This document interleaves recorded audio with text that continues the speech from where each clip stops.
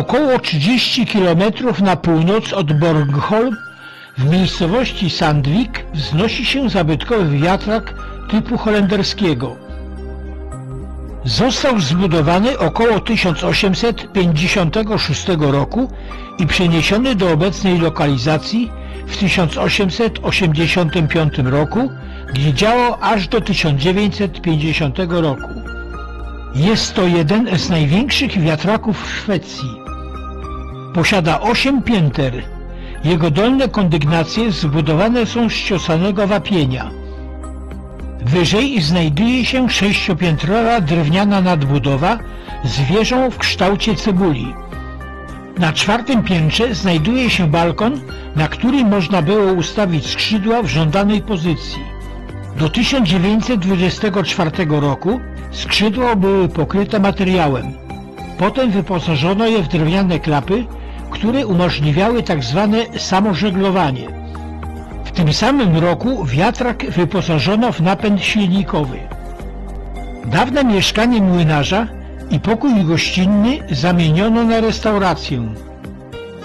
Jest to bardzo klimatyczna restauracja, w której zachowano kamienne ściany i drewno, a wyposażenie i oświetlenie nawiązuje do XIX wieku.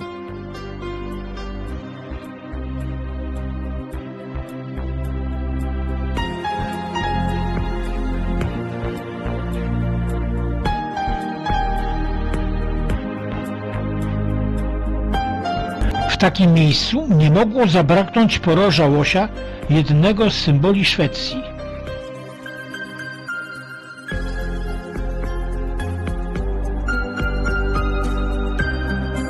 W wiatraku zabronione jest palenie papierosów, o czym przypomina ta tabliczka.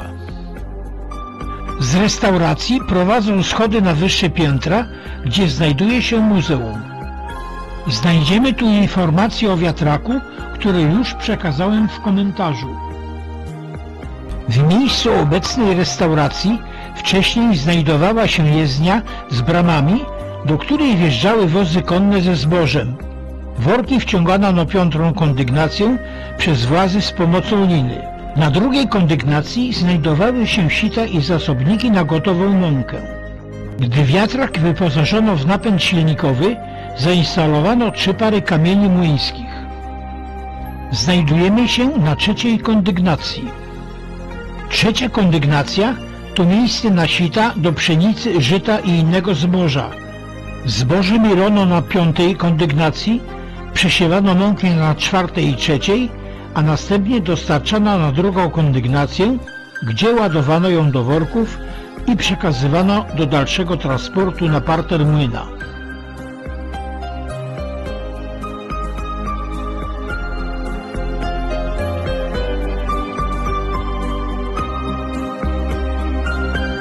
Na 4. kondygnacji oprócz sit znajduje się magazyn na wszystkie 5 par kamieni młyńskich.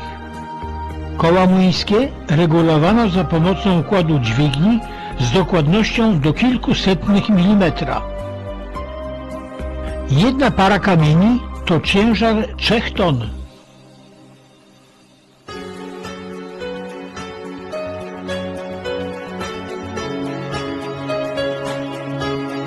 Tu trafiała zmielona mąka. Warto zwrócić uwagę na to, że wszystkie koła zębate i przekładnie ślimakowe wyrzeźbione są w drewnie.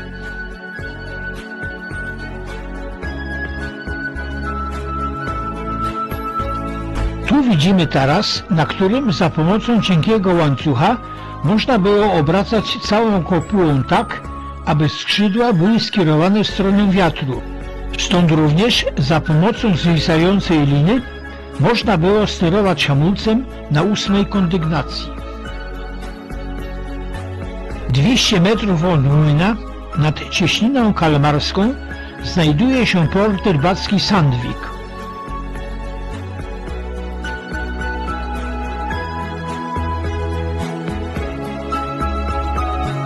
Piąta kondygnacja to miejsce, w którym odbywało się mielenie zboża. Jest tu 5 par kamieni młyńskich. 3 z nich wykonane są z wapienia holandzkiego, 1 para to odlew i jedna para kamienie z lawy. 3 pozostałe kondygnacje nie są udostępnione do zwiedzania. 6. służyła do obsługi wind oraz podłączania i odłączania kamieni młyńskich. Na 7. kondygnacji znajduje się 3-metrowe koło koronowe i przekładnie. Koło koronowe otaczają szczęki hamulcowe, które można zacisnąć na kole i w ten sposób je zahamować. 8. kondygnacja to obrotowa kopuła. Jest w niej jeszcze jedno koło koronowe z hamulcem o nazwie pers. Wokół młyna znajduje się kawiarnia, piekarnia, kiosk z pamiątkami, grill, obszerny plac zabaw dla dzieci. Dla dzieci przygotowano sporo atrakcji.